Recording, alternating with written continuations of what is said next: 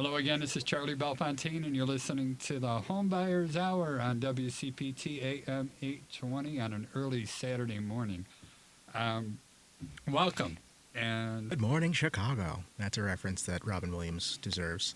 Cody Shipp with Dreamtown Realty Ship Homes is coming up on 7 years. You can call, text, email 312-450-0665.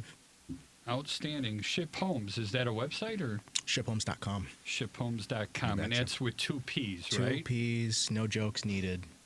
I didn't even think of that, but now, I did. oh my gosh, now my brain is working in absolutely the wrong way. I apologize to everyone. Patrick, if you don't mind, give us your contact info. Apology accepted.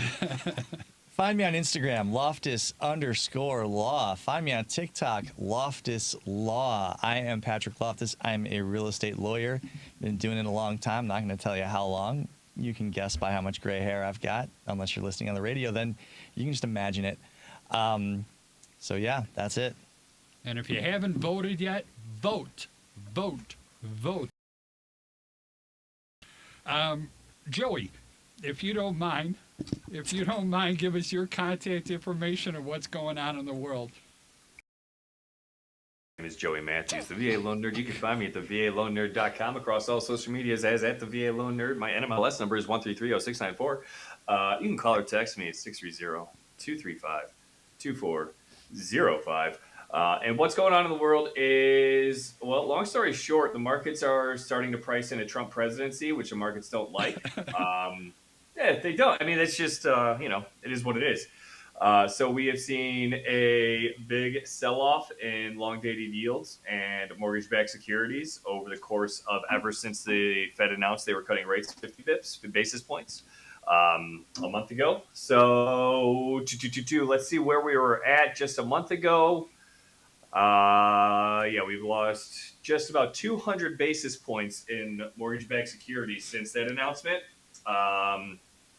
Yesterday there was a big sell-off, and there was really no reason for it. But as we dug deeper into it, we did, well, not me personally, but the markets. Essentially, there were analysts. There's a word for that. Were pricing in a Trump presidency, and they believe that would lead to higher inflation long term. So they are nervous about that, which means bad for rates. So 200 basis points.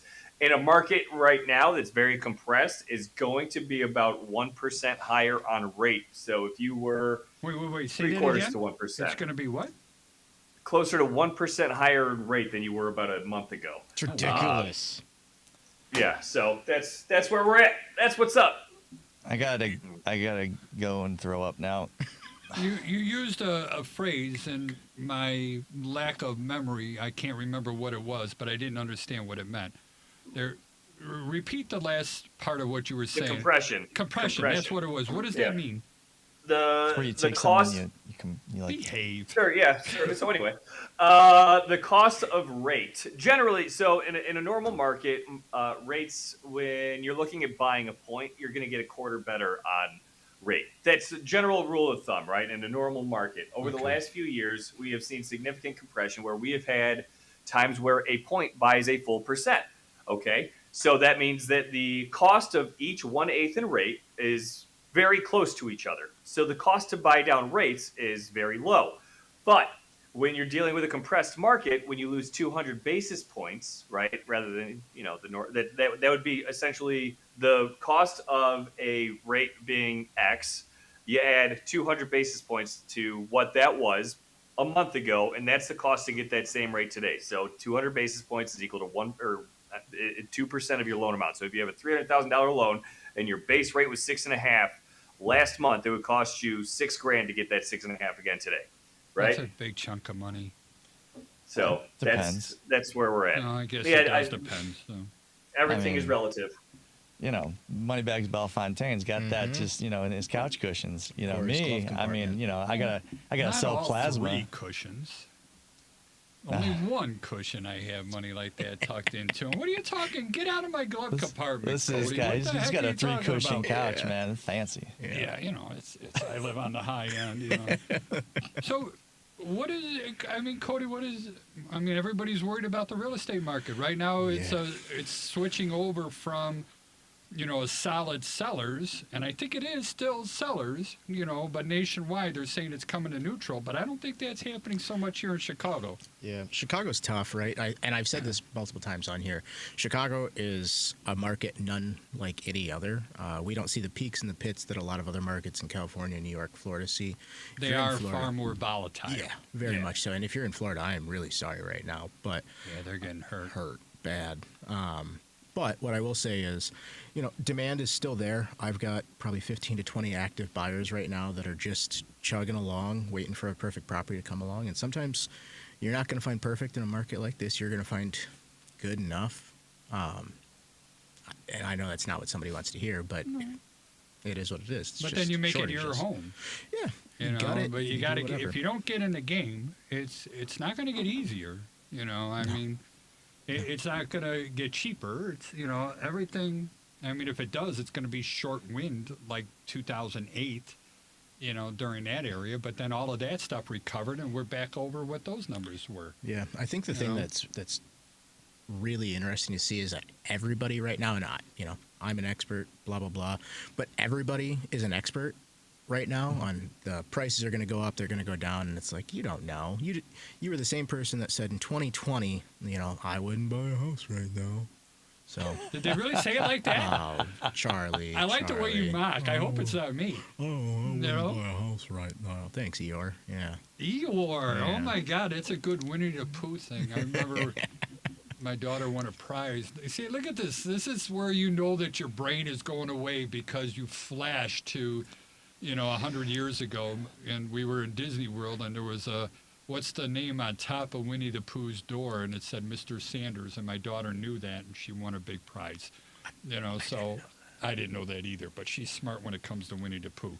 But going back to the market and everything else here, when I look at, I like to follow the trends, and I am just a nerd when it comes to the stats and everything. Yeah, I'm trendy. And I found that from this month, or I should say last month, September 23 to this September 24, they're saying there's only 30% of the properties on the market. So we're short, a third of what the inventory was last year. I mean, I'm not really a financial genius, and Joey, you could chime in on this, but it's supply and demand. If there's no real supplier that gets shrunken up, well, then the power goes to the sellers. It assumes that you're even going to right. put people are going to participate in the market. Right. If someone's already got a place to live and they look at the market and they go, I don't like that, they'll just stay out. Prime example, right? I've said this. I'm in the market for a 2-flat, 3-flat right now, and there is nothing, and I'm perfectly fine staying in my cheap little condo that we gutted for the It's next. not a cheap condo. It's a lovely condo. It's a lovely condo. It's cozy. It's cozy. Yeah. What Cozy- What cozy's other words do realtors use to describe Quaint, charming, sun-filled. Sunfilled? Yeah. Well, I got a whole bunch of words and what they really mean on that. That's part of that book How does an that I'm inspector? trying to write. Yeah, exactly. And it's always stuff. Yeah, I will tell you this. There is, I think it's Woodlawn, and I get it. It's still a rough area, but it's getting better. And I got a feeling that's going to be one of the new gentrified areas. But there's a builder down there that I'm completely enamored with. In all a good right? way? In a good way. Okay. And Patrick's going to roll his eyes on me real quick. So they're building 2 flats, since you're looking that way. They're building 2 flats down there, single-family townhomes as well. They're not running any sort of gas lines to those houses at all. They're 100% electric, all right? They got solar panels. Oh, here we go. Yeah. I know, this is where Patrick rolls his eyes. They got tons of solar panels on the house and the garage. Basically, they're net zero. And the only thing they're paying, their electric bill is like $15 a month for a connection fee. They're creating enough power that, from everything else, the heat pumps that are in there will work all the way down to negative 25 degrees. And then they have electric heat backup in case a polar vortex comes back in here again. You know what they don't have? Quality cooking environment. You can't cook well with with a standard electric range. Yeah, I can't stand those. The You worst. two are, man, I was going to say something derogatory and sexist. My wife likes gas, Same. when it comes to the stove. No ifs, ands, buts about it. But you talk to the people that are used to induction cooking, and they love it. Yeah. And this thing does have induction cooktops in it. It has a heat pump dryer, clothes dryer. I never even heard of this until I saw it there first. And then I had to do a whole bunch of research on that. And yeah, I am getting giddy. Is it good? I've It always heard that. works. You don't even vent the air That's- to the no, outside. No, that's not the question. Is it good? What do you Just the mean fact that it good? works doesn't mean it's good, Charlie. What are you talking about good? It's supposed to dry the clothes, All right. Jeez. And you don't have to worry about cleaning your lint thingy, Wow. Your lint thingy. Yeah. Well, the transition duct, if you want the correct term. Thank you. I'm here for you. Joey, come on, chime in. Tell me, back me up on this one. Go all electric. I mean, if you got an electric car, I'm on the team. You know what I'm saying? But yeah, I'd like me some gas. Oh man, sorry, I'm a gas man myself. We've known that about But you. Charlie, I love you. Right? That's good. I don't know. Hey, I mean, to each their own. If you can figure out good cooking with electric, I mean, hey, rock on. I was never able to figure that one out. I had a lot of hot spots, a lot of problems doing that the stovetop cookings. Charlie's So- a big air fryer guy. I think Right on the that's counter. That's his. That's his. I do have one. Oh God. Yeah, I got it at Costco. Sorry, Costco, I don't mean to, but I really like it. It's a flip-up thing, and that is like the greatest thing in the world. What do you Well, mean it saves flip-up? countertop space. Oh, it's one of I those. think it's made by Okay. Ninja or something They like all that. are. Everything is. Yeah. What? I don't like it. I don't like them either. Well, it doesn't like you. So I'm fine. against it. Yeah, well, you too. Yeah. I wish I could have the last 5 minutes of my life back because honestly, to hear all you trying to evangelize in favor of all electric everything, what happened in moderation? Yeah. All eggs in one basket's real dangerous, Charlie. You're right. You end up giving the power to the electric company then, and then, I mean, that also comes into supply and demand. Okay, he's gonna start talking about solar panels again. I am. It's like everybody's buying the EVs. There is a big, influx of EVs. I think all four of us We are. Yeah. on the show today all have electric vehicles, I know, some more than one. I'm trying to kind of chucking rocks from a glass house at the moment, but But no, seriously, that is going to use more electricity, and the rates do vary, so they are going to go up when it comes with it. And so the only way to counter that is to, start producing your own electricity. So yes, let's go solar. Is this the modern day farmer? These solar panels? Charlie's talking like he's growing his own crops. I am He's growing like, my own. I've got it's my own pennies panels. from heaven if you're religious. All right, that good old son just keeps dropping the money in there, baby. Keep Yeah. it coming. Charlie watches a lot of those networks where, if you've ever, I don't know if you've been following some of the severe weather down in Florida, but it seems that there are some companies that want to get on and advertise like the big bucket full of food that's going to sustain you for 60 days, 90 days, whatever it is. They sell that at Costco too. Yeah. Well, I'm glad you said that because I'm thinking the way Charlie's talking right now, I feel like he's like early stage prepper. Yep. And I think we got on this last time, too. he's like off I think so. He's going to be off the grid soon enough. But he owns his own grid, technically, with these panels that he's created. So he's going to have a nice little backup generator. Well, I see it's what you're not that doing. big. I got a lot of big trees, so I couldn't put that big of a system on my garage.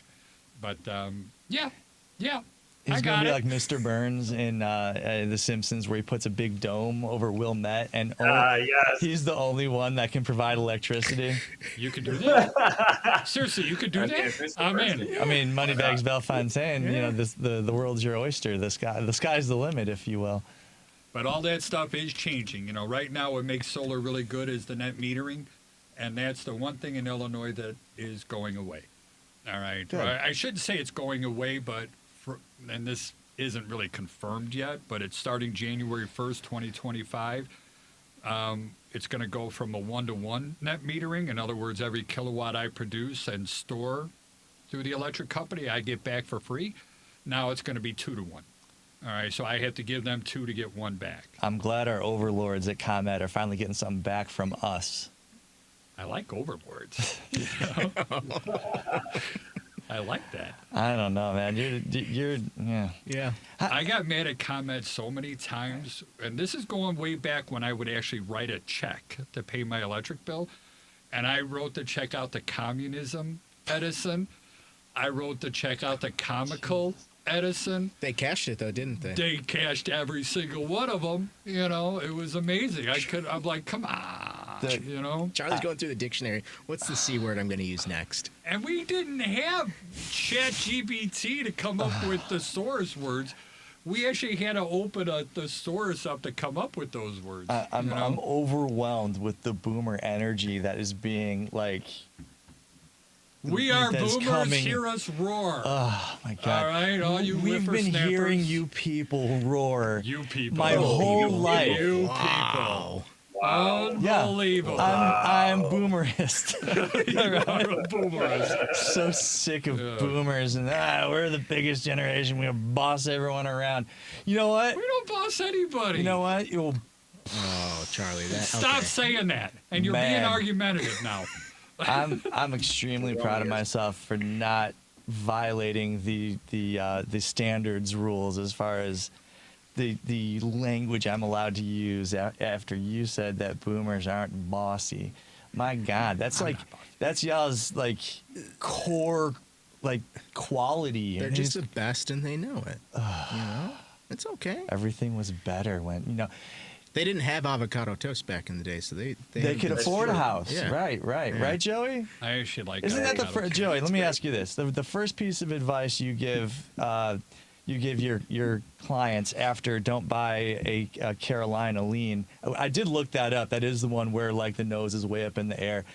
You probably you What can't is a see a single Carolina- what you is- can't see a single pedestrian with your truck Oh yeah. in this You can configuration. run over whatever you want, and it's okay. Yeah, What is a Carolina yeah. lean? Sorry. So a Carolina lean is where you get one of them trucks, right, and you lift it, but the front end is lifted way higher than the back end, and so you're just looking off into the sky, mowing down kindergartners left and right. Add that to our live Facebook here. I'll just add a picture of it. Unbelievable. this is not. Mowing down kindergartens. That's kind of a dark place. Yeah. I don't know. You can't see nothing. There's little.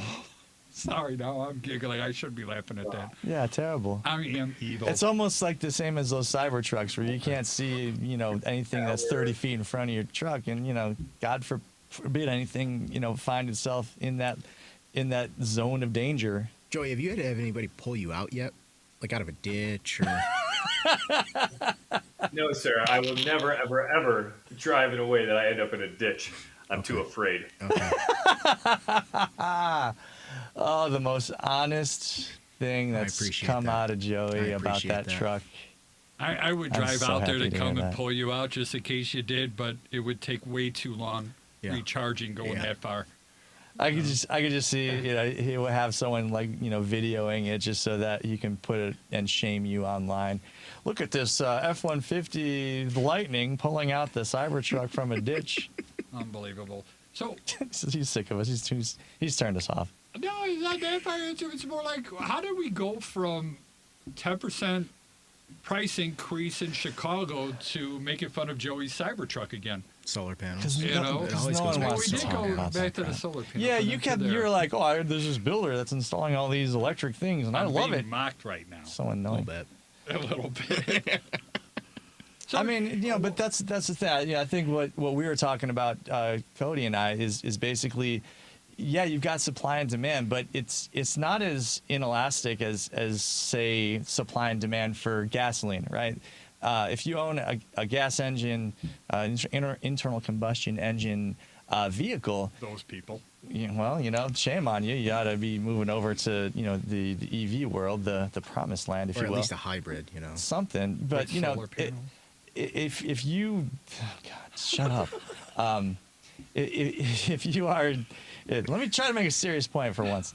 But if you need gas to go and you got to go places, the supply and demand is real. You are going to be a slave to it every time you got to go fill your tank up. Whereas if you've got a place to stay, it might not be perfect, but if you don't like what that market for homes looks like, you can just choose not to participate. And I think that's what a lot of is going on.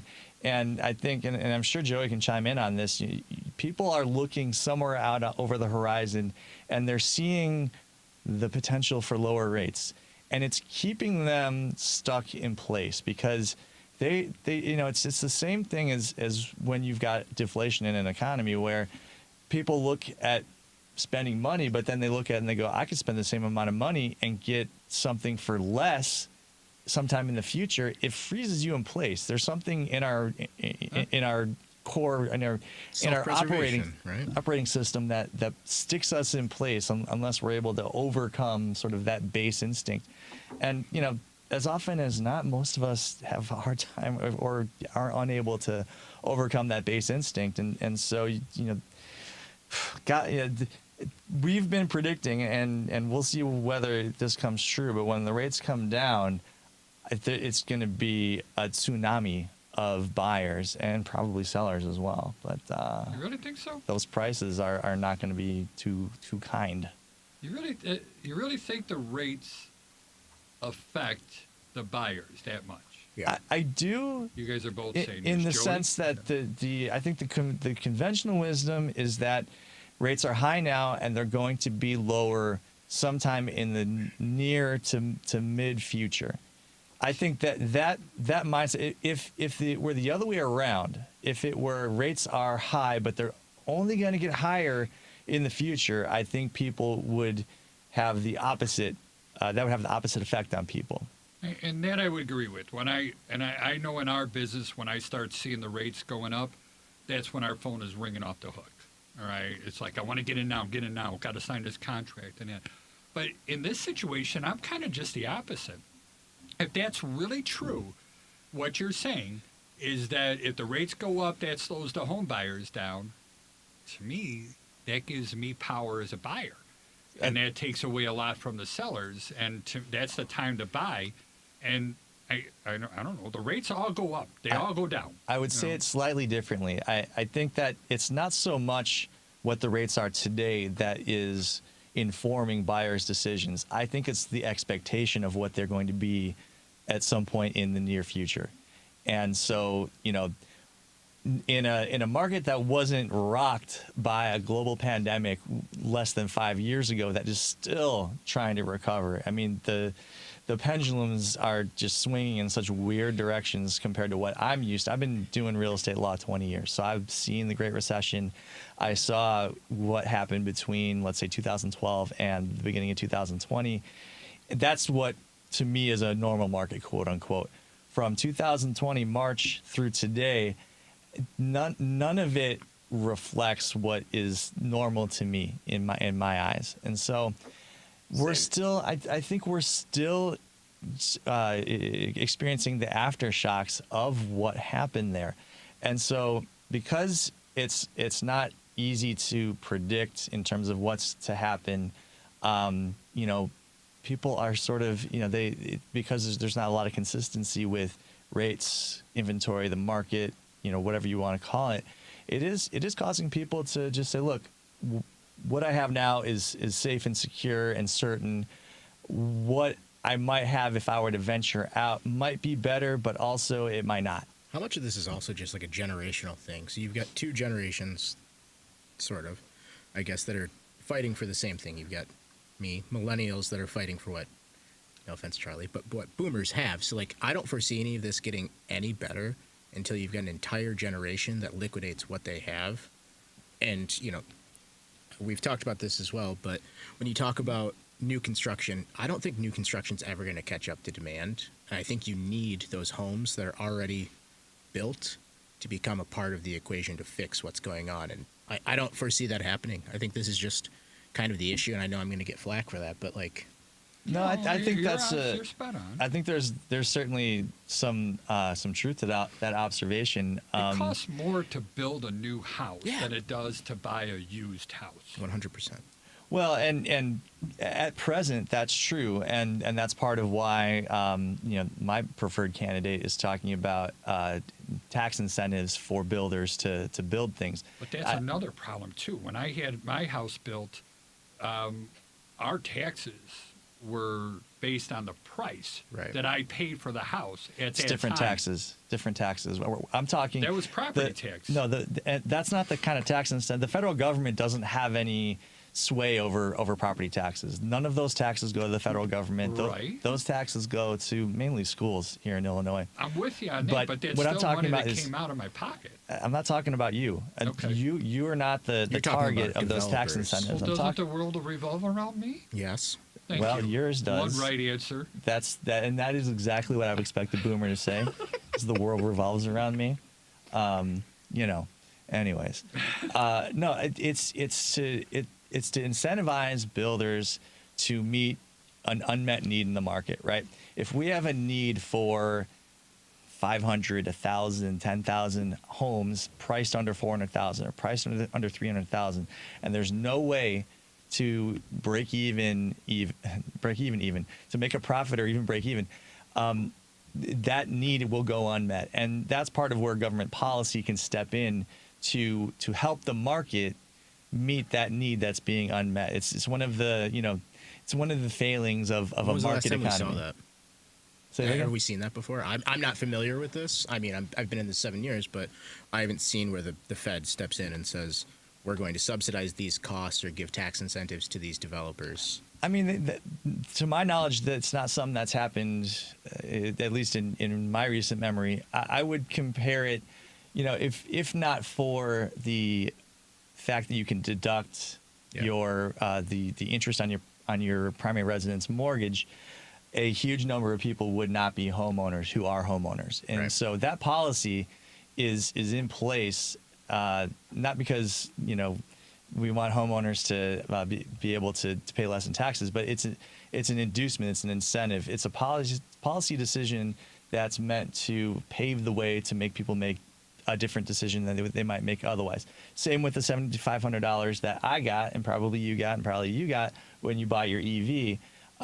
I probably don't make the decision to get an EV, save for the fact that the entirety of my down payment was $7,500 from Uncle Sam. Thank you very much. So all I'll of those confess that what I chose was because of that, but Yeah. you're all right. of those electric appliances that you're talking about that this builder's installing, there's probably some element of that they want to advance the ball and make things more to be able to market the fact that you're selling a carbon neutral product is something that's a benefit, but they're probably not doing it without incentives that are out there sure. for installing all electric appliances in a new build, as opposed to doing what they would always do, what they're familiar with. I think one of the things that I'm concerned about is the fact, and maybe this is 20, 30 years down the road, but one of the issues that I'm seeing is all these places that are being built, and I don't think anybody really talks about this, they're not condo buildings. They're all, from what I've Apartments. seen, it's all apartments. And this doesn't fix the issue for 20 to 30 years until those have been capitalized and rented out and then converted to condos. Yeah. So, you can say that things are being built, but in reality, it's not benefiting homeowners. It's benefiting developers that are going to rent out these and probably put it into a portfolio piece. Well, let me propose an alternative. So there's a couple of things going on there, I think. One is I think that builders will build whatever they can get financing to build, and it's a lot easier to pitch to a bank. I'm going to I have this business called build an apartment building and rent out the units. A bank looks at that and they go, seen that before. I'm familiar with it. We've made money off of this kind of business before. Absolutely, we'll loan that money. Whereas they look at the deals they financed 20 years ago, which were condo, and they go, I don't know. We're bankers. We're super conservative. We're really only interested in financing stuff that we're used to financing, familiar with. We know we can make money on. But also, those apartments are still offering inventory for people to live in. They're freeing up other places to live in. I actually did a piece of content about this a month or two ago, where you look at a 200-unit apartment built in River North, and you go, who exactly is that meant to benefit? It's certainly not meant to benefit anyone who is in jeopardy of losing their housing or whatever. But once you have 200 additional units occupied, it means, unless all 200 units were occupied by someone coming in from out of town, it means that somewhere else in town a unit of housing has been opened up for someone else to live in. So in a roundabout, sort of indirect way, those housing units are benefiting the overall inventory of homes, thus benefiting eventual homeowners. I've heard this concept, and I know this isn't the proper term for it, but trickle-down housing, right? Where it's you take the high-end house that frees up the second home the moderately priced house, which then frees up the entry-level house. So like it all starts from luxury housing, and I don't know if that's accurate or not. I would think it makes sense when the economy's good. When you're in a rough economy, I don't know that plays, but a couple of studies I read, indicate that the theory has some merit. I mean, I'm not gonna say that I'm a subject matter expert on it just because I read a couple of studies, but I haven't seen anything to contradict what those studies indicated. I'll our system, or how we what we watch and what we trend. I could tell you that right after the Super Bowl, that's when our phone starts ringing. Yep. And most of the properties that we're getting called for to inspect are going to be starter homes. They're smaller homes. And then typically we get into the early, like May, June area, and then even throughout the rest of the summer, we start getting these high-end, step-up homes and, big mansions. Taxes or bonuses, do you think that plays a factor into Well, it? I think people are upgrading. This is just me guessing. Sure. I have nothing to back this up. But I think they're upgrading. So they sell their starter home, they go buy a bigger home, and then buy a bigger home. And then it gets to the end of the year, like now, and all of a sudden we're getting a whole bunch of flips. And, the stuff with a whole bunch of problems in them. Yep. All right. So that's just a trend that I see. But you two were talking about, things that the government could do to make things different. And all of a sudden my mind started racing again. Uh-oh. And Joey, I need your help on this. Let's go. Well, I mean, you talk about, my grandmother, when she bought the first house that she owned, it was out of a Sears catalog. It may have been, but it was probably about $5,000 and took out a 3-year mortgage, and it was unheard of back then. My father-in-law paid $30,000 for his house, and he ended up with like a 10-year mortgage, and now we're up to 30-year mortgages. I hear in Japan they got 100-year mortgages, and you have to have an estate that goes with it. Japan's economy is not doing great. And I'm not going there. I'm just saying that it's something. And Joey, I want to hear from you. Do you think that something like that is going to be happening? I mean, there's always talk. There's a lot of people talking about a 40-year mortgage. I don't see that as the. I mean. Yeah, I do. I think that is a good thing, not necessarily. But that's also that's just me being a boomer in my head, right? Like maybe people think, hey, as long as cost is low for me every month, that's all I care about. I'm not liking any one of you three right now. Just saying. All right, making fun of the boomers. No, not the intent there. Not the intent. I'm just, but. I don't like when things change, like that whole mentality, right? But you got that in the firehouse. You got that in I got that in the military. Like, maybe change is better than I think it is, right? Maybe my view of the world is not the same as younger people than me, right?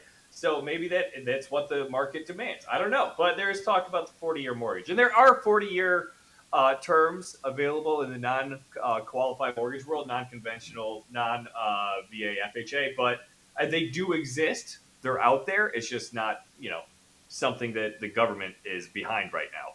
Yeah, I got kind of too. I've got an issue with that personally. I'm going to think out loud here for a moment. I'm just going to sit back and kick my feet up here. You two go. I mean, on the one hand, affordability is going to be at the top of anyone's mind, and if you True. put it in front of somebody that something's going to cost them $300 a month less, and nobody, hardly anybody, but really nobody is thinking in terms of 30-year time frames. Every time I go over a mortgage with someone and I see the maturity date, I'm just like, that's hilarious. Yep.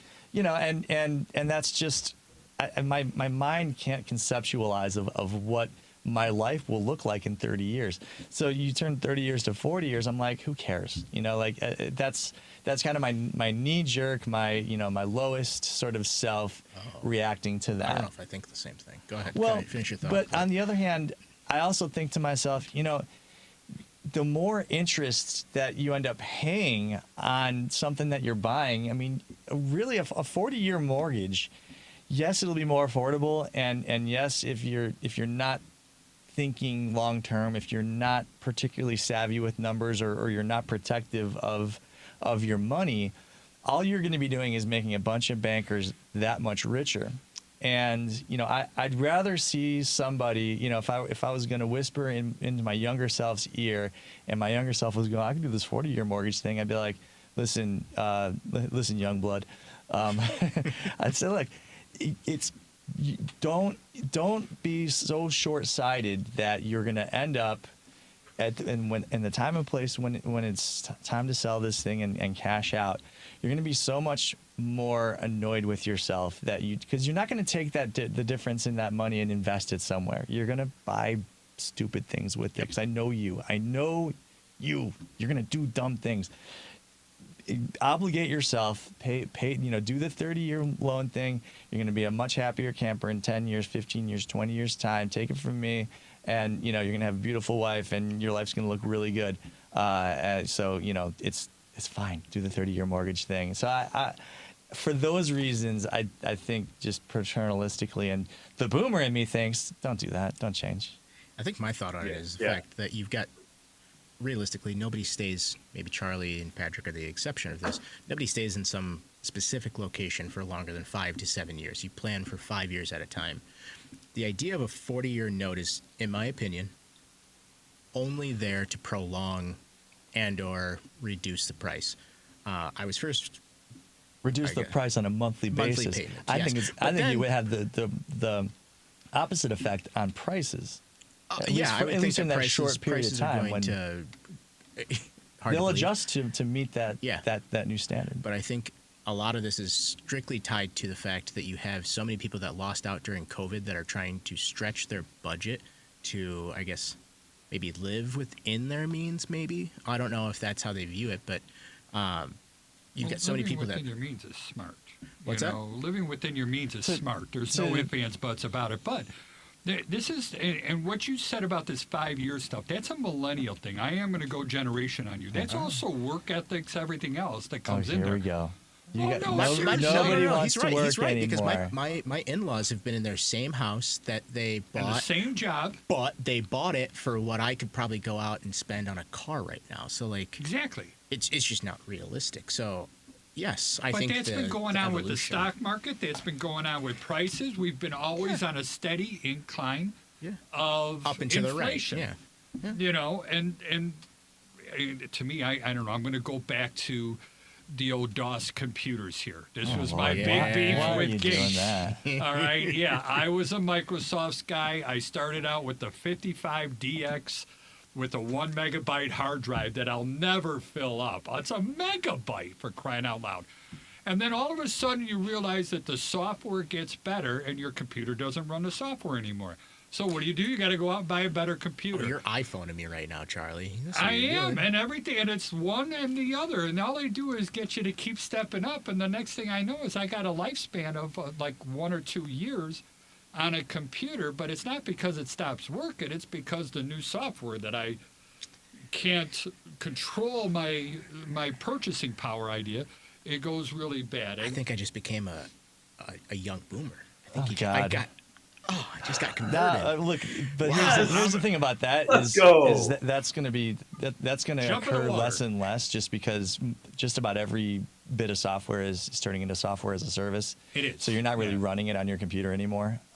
Sure. You know, by and large. But yeah, you know, I'm And you're going after subscriptions. Yeah. that's what everyone's about. Yeah. And you know that whole subscription game is fixing to change if our federal government has something to do with it. hope they Actually, do. thank you. Yeah, thank you. Yeah, One that's a click. good thing. That's great. Absolutely, I'm You here know? for that. You know, the one click rule, which is it has to be as easy to cancel your subscription as it is to enter into it. And it's funny, in order to export, and I'm throwing them right under the bus. I'll You jump can in walk, that you can waterway walk car into an wash. export and you'll walk out a member, no problem. In order to cancel, you have to send a certified letter to like their headquarters in DC. That's Yeah. the only way to cancel. It's ridiculous. I had the same issue. I bought a monthly subscription plan at Waterway Car Wash, and I couldn't get out of it. I just couldn't. You couldn't. I had to call up, and it got, you know, it's like, what are you doing? I want to cancel. I mean, I feel like one of those super boomers, because I am a junior boomer. I feel like one of those super boomers that when you talk to somebody that doesn't speak English, you talk slower and louder. And that's what I was doing. Yes, I did. Guilty as charged. I'm guilty of that too. I can't. You I know, can't pass judgment on Charlie. And I think I got it from my mother because whenever she would go, Charles, Marshall, Stephen, Bellefontaine, you get over here. Yeah, that's all my names.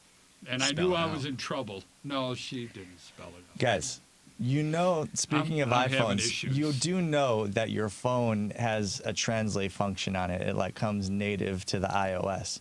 If you're talking to someone that doesn't speak English, I'm going back to when I had a cord on my phone. You don't even know what a cord on a phone is, do you? I had to have a long one just so I could get privacy. I would go into the bathroom so I could talk. You Harry know, Potter himself. we He put didn't himself in the have- closet so he could talk on the phone. I don't. Joey, back me up out here. Will you chime in and put these two down? I also use a cord on my phone when I was growing up. Yes. You also For, use a you cord know, to charge your car while. too. So, congrats. I also use a cord. Hey, but so does Charlie. So does Charlie. So do I. So do I. There we go. Oh my gosh. Yeah, We all this evolved. one really went off the rails today, huh? We've had a lot of fun today. I am always this off is- the rails. Have we even gone around the horn? Who no, cares? we haven't. This is I don't know if this- we want to today. This is the show that I would do every week. It's just about, you know, everything I want to talk about, which is usually not real estate, because forget it. Who cares? I'm all about. We can switch over to cheap flights anytime you want. No, you know? no, I don't want to talk about that either. I do that enough on TikTok. I'm much more interested in talking about why the boomer generation is ruining everything. Well, Joey, let me tell you how this boomer thinks, and I want you to tell me why I'm right or wrong. All right? I hear what you just said, that rates are going up, and I feel that that's going to give me a better deal in purchasing power. And I would rather buy that house now with a higher rate, knowing that it's going to, well, I should say knowing, assuming that it's going to come down and refinance. So, A, tell me if that's a stupid plan, or B, tell me if it's unrealistic that comes into play, or is it harder to get a new mortgage or refinance mortgage? That's a great question. I'm going to sit back here and kick my toes up again. Refis are easy. That's why so many people flood into the ML mortgage loan originator world when a refi market comes around. In fact, just like a month and a half ago when we had that 3-day refi boom, I got like 7 calls from people like, "Hey, I was wondering if I could get in this mortgage world with you." I'm like, "Dude, no, not happening. I'm not going to let this happen again." But, bro, it was ridiculous. That is funny. Dude, so yeah, refinance mortgages are much easier. They're cheaper in general in Illinois, at least. In some states, they're more expensive. Florida, in particular, because they charge a transfer and intangible tax on every single mortgage it's originated, whether it's a refi or a purchase. So it really has to be, the juice really has to be worth the squeeze in Florida. Illinois, wicked easy. I like Indiana, that Florida wicked orange easy. juice pun. Yeah, the Hey, squeeze. You're welcome. Love Goofy. Yeah, it's a lot easier to write a refi. And my personal, in fact, in that 3-day boom, there's so many people that bought it 7.5, 8, whatever the rate was. They're now taking advantage of that equity they have. Some people dropped PMI. All of them dropped payment and rate, and it's that self-fulfilling prophecy. I'm like, hey, buy now, rates can drop, and when they do, you'll have the ability to refi. I mean, we're not going to be in a decreasing value situation, I would say, for a while, until some builders decide, hey, we're just going to build everything and recreate an old problem. Well, Yeah, Nostra Charlie is going to say that 2028, all right, turn the recorders on, everybody, so that you can hold me to this. Okay. 2028, we are going to have a drop in the real estate pricing. I disagree. That's fine. And I'm basing that off of remembering what happened, and you two will make fun of me. Remember what happened in 1988 when the rates Nope. or the house prices dropped? 98, 08, 18. Oh, you're basing this on just history. He My history in home prices, I've noticed that on the 8s, the prices go down. So I'm sticking to it. I mean, I don't know. I don't know where that. I just got laughed at. I don't know where that 2018 thing is coming from because I don't recall there being a big drop in 18 was in a prices. weird year, though. I feel like 18 There was a weird drop. year. 18 was a good year for me. Now you're acting like a boomer. This for isn't me. this isn't talk radio where you're doing traffic and weather on the 8s, Charlie. This is We don't listen to that this station. is real estate, and I look at least here in the Chicago area, and I want to make the point, and we make it all the time, but it's we probably have a new listener or two who haven't heard me say this, but real estate is extraordinarily local, and so whereas you might have an excess of inventory in Austin, Texas, for example. It's unlikely to happen here in the Chicago area, at least closer in, and certainly in the city, because all you really can do in terms of developing additional units of housing in the city is infill, and that's pretty limited. Otherwise, you're moving far away. Yeah. Well, yeah. So I mean, if you're talking about Kendall County, you got to maybe not Plainfield anymore. That's probably the ship has sailed as far as.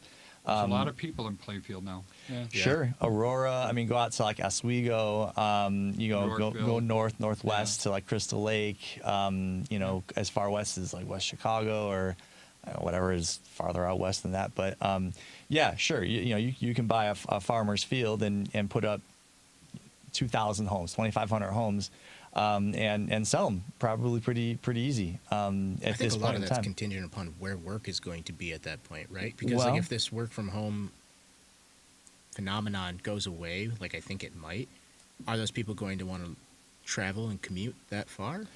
Some I people think will. It has a lot to do with the bang for the buck too. Some- And I'm sure, only going to talk sure. about my decision making. All right. So I lived out in the Plainfield area. We bought new construction out there, and we got a very big house. I wanted to have the American dream, and it was a pretty good price, Yeah. right? But a lot of my neighbors, did exactly the same thing. And then all of a sudden, our 2007 comes around. Gas prices shoot up to $4.50 a gallon. At that point in time, they're still driving 40 miles, each way to go to work. All of a sudden, you're paying a $200-300 gasoline bill every week that comes in there, and everybody was starving. Yeah. All right, and then all of a sudden, you become gasoline and mortgage broke. Yep.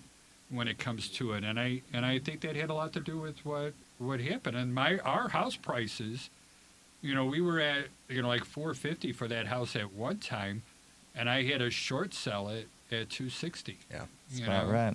My It was unit horrible. in my building that I ended up buying, I believe it had been under contract. It was like $450 between the unit and the parking space combined. It's somewhere in that range, between $400 and $450. I bought it for $255 after the prices crashed, and I'm sure somebody gave up a hefty chunk of earnest money when they walked away from that contract. But those are the kinds of things that happened at that point in time. And look, I don't think that is likely to happen again. Certainly not in our lifetimes, I don't think because so we're either. all too still, I think, sensitive to it. Rattled, yeah. The reverberations of 2008 still echo today. I mean, you can go online, and there are a not It's all insignificant these number of people. millennials. They're the ones that are afraid. There's a not insignificant Yeah. number of people that think we are in a housing bubble, and I sincerely do not believe that, because I witnessed 2008 and the aftermath of that.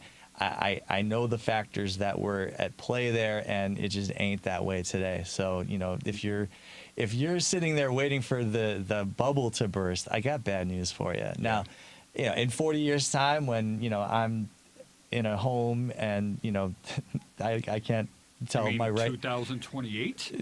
in 40 years' time, when I'm in a home and I can't tell my right from my left shoe. At that point, maybe again, because everyone, will have forgotten history. But And we're on the 8th. stop it. No, in 40 years' time, we'll be on a 4. 40, Sorry, duh. 24 plus 4 plus 40. is 28, not 40. All This right. got 4 plus 4, 8. Oh, I thought you said man. 4 years, not 40 years. Four. I misheard you. I apologize. yeah, you should. Outrageous. Yeah, you Outrageous. do. Anyways, we're not in a bubble. If you need an extra bedroom, go buy a house. It may not be in your perfect location, your perfect neighborhood, and your perfect everything. And that's why people do make the choice, Charlie, like you're describing, to move out to Plainfield instead of, Yeah. would you have liked to live in Burr Ridge, perhaps? I'm just using a nearby, more upscale, town. Sure, possibly, perhaps, yeah, you would have loved the McMansion.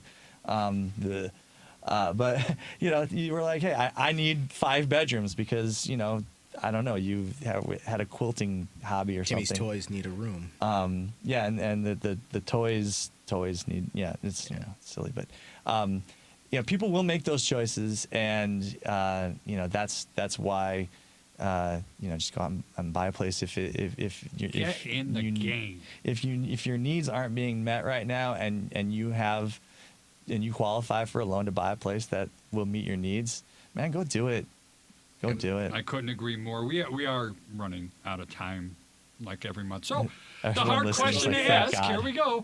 I'm not going to do it. Patrick, please give us all your contact information if somebody has questions, and why you're my favorite attorney. Hey, Google me. I'm on Google. And if you are a kind person and you want me to do well and you want my life to go well, Okay. go and write a nice 5-star review on my Google My Business page. That would just warm my heart, and it would also, make the person who does my SEO happier, because, that makes my SEO easier when you have good reviews. I got my 51st 5-star review. I'm no Charlie with 2 million 300, yeah. 5-star reviews, but That's not exaggerated. It's only 1,800.